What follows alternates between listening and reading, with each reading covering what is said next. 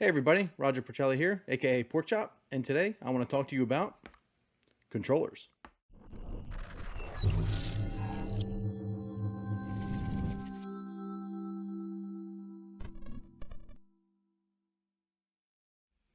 So there are plenty of great options when it comes to controllers these days. My personal preference, and it has been for the last 5 years or so, is the Difalco.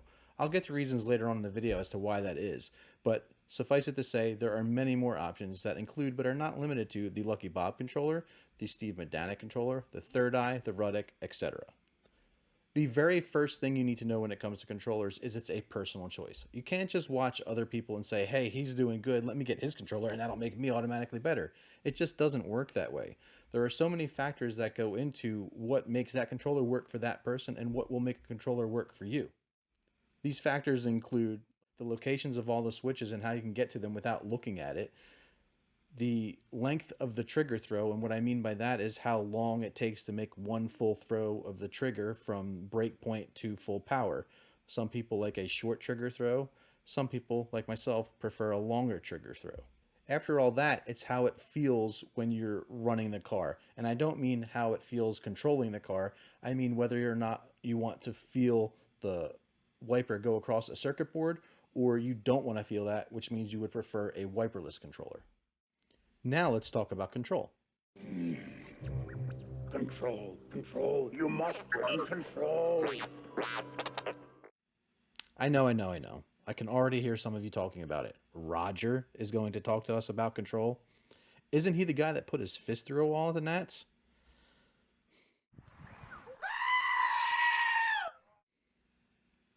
Unfortunately, I am.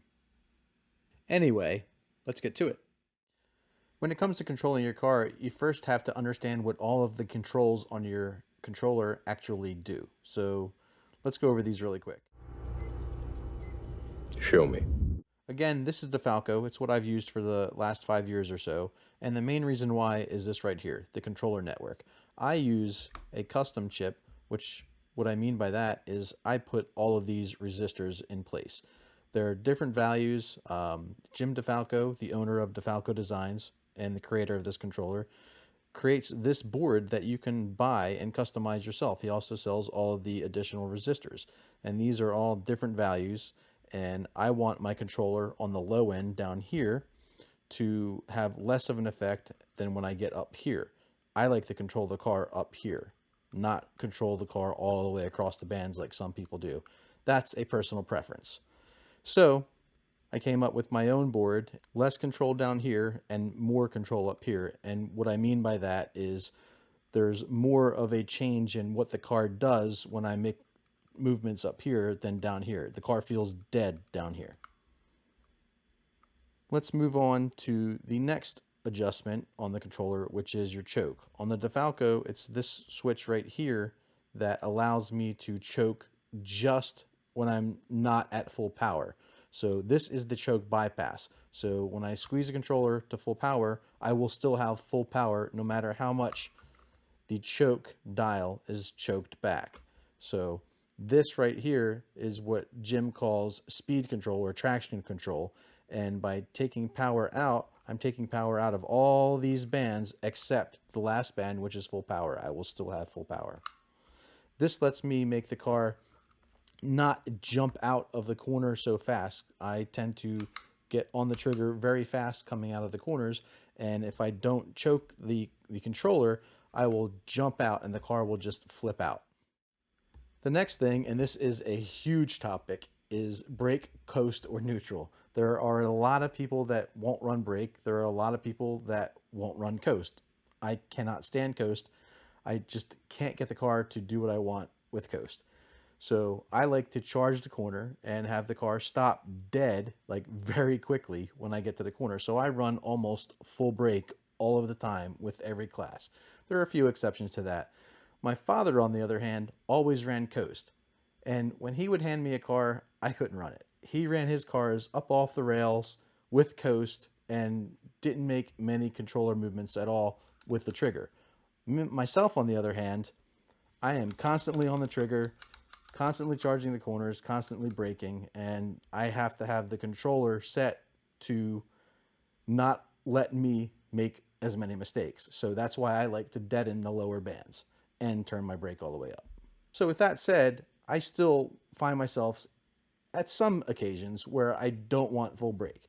Big sweeping corners at the end of the main straight, where if I have the car stop dead, I'm going to lose a lot of time in that sweeper. So if I don't want to lose time in that sweeper, I have to turn my brake down and deal with that at the rest of the lap. Knob. What the sensitivity knob is going to do is going to control how twitchy the car feels. And what I mean by that is the lower it is, the larger movement you're going to have to make before the car actually feels like it's going to do something. The higher you have it, you barely have to touch the controller to get it to do something. So to expand upon what I was saying with my dad and him running coast and not making many controller movements during a lap, is he would have his sensitivity really high and his coast also, you know, at a pretty moderate level. So he could just hit the controller once, the car would go down the straightaway, and, you know, let it go and let the car do most of the work. Not to say that my dad was not a great driver, he was the best. Just that is how he preferred the car to control the car. There is less room for mistake that way. Myself, I like to run full brake and run much less sensitivity. If I'm running full brake there and high sensitivity, there's more of a chance for me to make a mistake and have the car come off.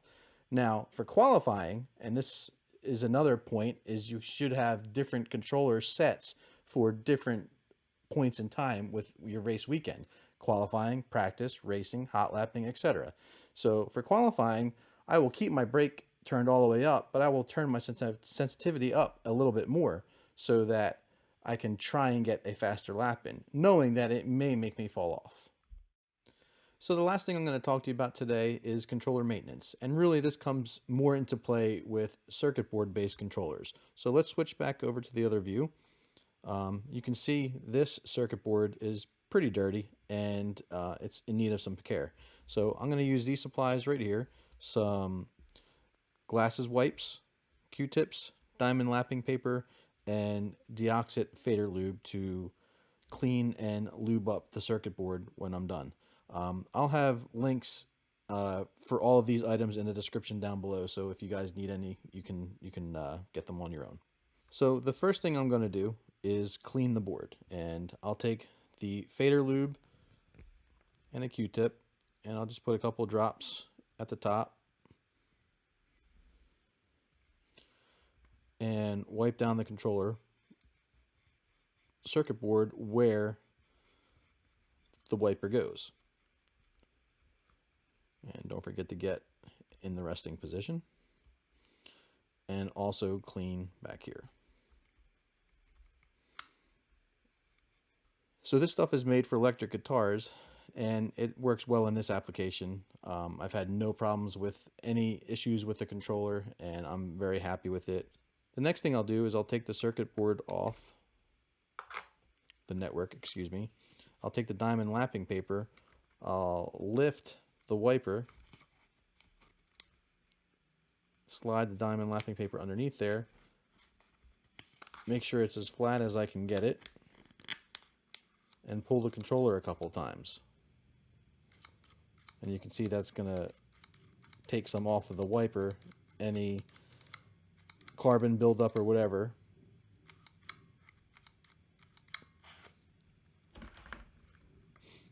When you're done, it should feel much smoother. This still feels a little rough down here, so I'm going to clean down there a little bit better.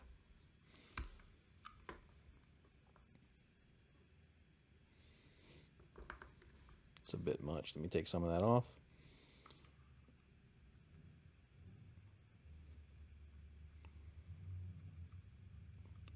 Take off some of the excess and get another Q-tip.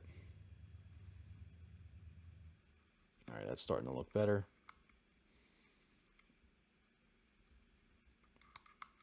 I don't feel any kind of crumminess down here, so that feels a lot better. So that about wraps up this video. I hope you liked it, and I hope it helps. I know it can be a pretty daunting task to figure out which controller you want and then also learn how to use it when you get it. So if it did help, make sure you hit the subscribe button down below and the bell so you get notifications of future videos. And with that, keep it in the slot, and I'll see you next time. Williams, we need some sweeter marshmallows. Race starts.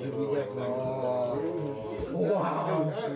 I've been getting good marshmallows. I don't know what you guys are complaining about. Good answer, Rob. Take it out, roll